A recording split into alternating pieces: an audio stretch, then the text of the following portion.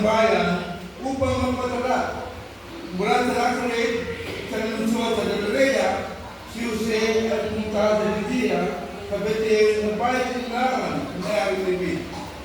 Sapagkat siya mula sa kanto ni David, ang kakaroon niyang buhay upang magpadala si Maria na kanyang magiging asawa na noon ay nagdadalang tao na. Habang sila ay nasa Bethlehem, sumapit ang oras na panganak ni Maria. Isinilang niya ang kanyang panganay na isang malaki. Binalot niya sa rapin at sanggol at hiniga sa isang sapsapan sapagkat wala na lugar para sa kanila sa bahay panuluyan.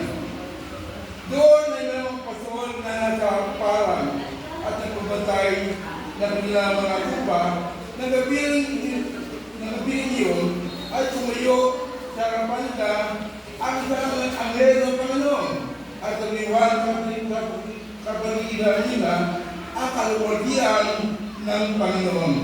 Ganoon na lamang ang kanilang tao.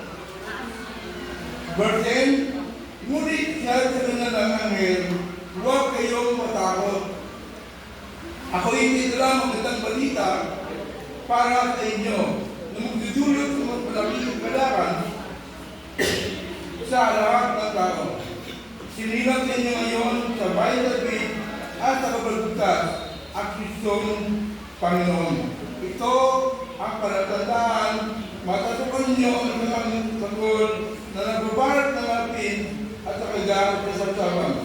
Biglang lumitaw kasama namin ang isang malaki tupo ng mga anghel sa kalangitan.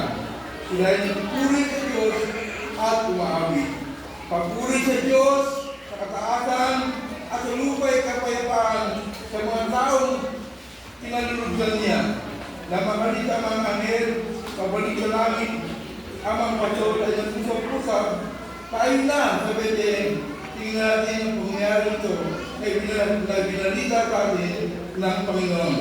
Nang bumalik sa buong taon at natakpo nila ang sanggol na nakita sa sarsaban. Napakita ng mga pasol ang sanggol, pinalhin nila ang sinabing anghel tungkol dito na mga lahat na nakadinig sa sabi ng pasol, tindaan ni Maria ang mga bagay na ito. Ito ay kanyang pinagpuglayan. Verse 20, ito lang po tayo. Sumunod ang mga pasol na nagpupuri sa Diyos at nagpapahayag